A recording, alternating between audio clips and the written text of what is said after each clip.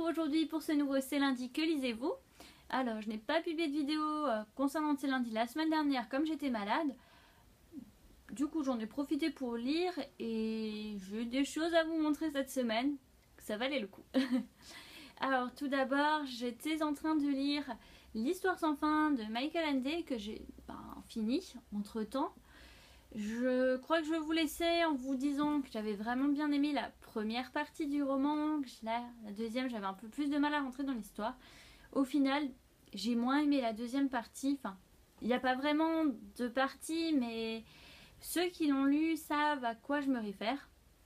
Voilà, en tout cas, j'ai moins aimé la deuxième. Déjà, c'était le comportement de Bastien qui m'a un peu énervée. Je veux dire, à certains moments, pour moi, c'était une vraie tête à claque. J'ai envie de lui dire, mais pourquoi tu demandes ça? Pourquoi tu fais ça? Voilà, enfin, rien qu'à cause de ça, il m'a vachement énervée. Je le supportais plus. Bon, la fin m'a quand même fait verser quelques larmes. Parce que bon, voilà, je veux dire, c'est émouvant, quoi. C'est émouvant. Mais c'est vrai que je ne retiendrai pas Bastien dans ce roman. Je retiendrai surtout Atreyu. Je sais pas comment on le prononce. Et le dragon, dont je ne me souviens plus du nom parce que je le trouvais vachement cool en fait. Voilà, mais en tout cas je suis contente d'avoir pu découvrir ce roman. Au final je ne connaissais pas. Je n'avais jamais lu et ça m'a bien donné envie de voir le premier film. J'ai ensuite enchaîné avec La Terre brûlée de James Dashner. Donc c'est le tome 2 de la série L'épreuve. Et avec le tome 3, un remède mortel, ou le remède mortel, je ne sais plus. En tout cas, la couverture s'affiche normalement ici. Voilà, parce que j'avais tellement envie de savoir la suite de l'histoire que je l'ai pris en numérique pour pouvoir enchaîner, parce qu'à la médiathèque, il n'était pas dispo avant facilement 2 semaines. Il est emprunté, je crois qu'il y a encore une réservation en plus par-dessus. Voilà. C'était maintenant que j'avais envie de le lire, parce que sinon je me suis dit je le finirais jamais cette série. Je l'ai donc enchaîné les deux. Et franchement, l'expression qui me vient le plus à l'esprit c'est « Mais what the fuck ?» Déjà la fin du 1 c'était « Waouh, mais où est-ce qu'on a atterri ?»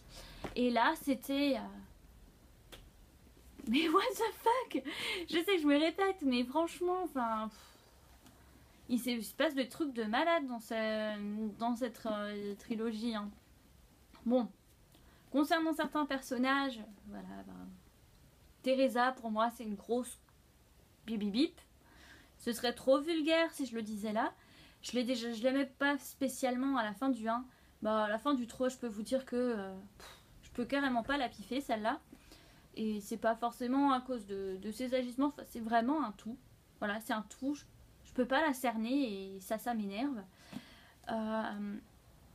Mais voilà, hormis ça, je veux dire, c'était une bonne trilogie quoi. Voilà, les mots me manquent, je ne saurais même pas quoi dire à part que l'auteur a une sacrée imagination. Ça part dans tous les sens limite. Bon, ce que je pourrais lui reprocher, c'est d'avoir un peu tiré en longueur le tome 2.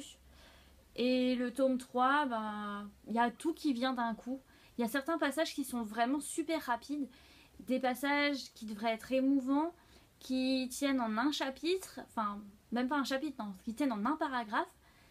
Et il y a certains... Voilà. Si vous avez lu le tome 1, vous savez qu'il y a des morts. Et là, c'était...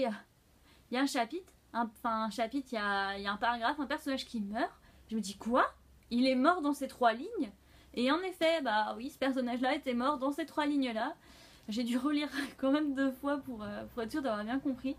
Enfin, voilà, ce que je pourrais reprocher, c'est... tout va trop vite à la fin. Le deuxième, on a l'impression qu'il est là un peu pour combler. Enfin, je sais pas, j'ai l'impression que ça aurait pu être un peu mieux. Surtout qu'il y a... Moi, il y a des questions que je me pose encore. Je n'ai toujours pas la réponse. J'avais vu qu'il y avait que j'étais pas la seule, qu'il y avait des gens aussi qui avaient dit ça sur Goodreads. Et voilà, je me dis que j'ai encore les mêmes questions que ces personnes-là, quoi. Mais sinon, c'était sympa. Voilà. Je sais pas si c'est le genre de livre que j'achèterais, si je le relirai un jour. Parce qu'honnêtement, bah voilà, je l'ai lu une fois, maintenant c'était pas la trilogie de ma vie. Concernant mes lectures en cours, j'ai commencé Lune et l'ombre, le tome 1 Fuir Melko de Charlotte Bousquet. Donc c'est un roman qui figure dans ma palle francophone pour le mois de mars. Je l'ai commencé, j'ai à peine lu 40 pages, ce qui fait que je ne peux pas franchement vous en parler pour l'instant. Toutefois, ce que je peux vous dire, c'est qu'on reconnaît bien la plume de Charlotte. Voilà, c'est toujours le même style et ça donne envie de lire la suite. Pour mes lectures à venir, je pense commencer enfin Métamorphose de Samantha Bally. Voilà, parce que ça fait quand même pas mal de temps que j'ai envie de le lire et je pense commencer celui-ci.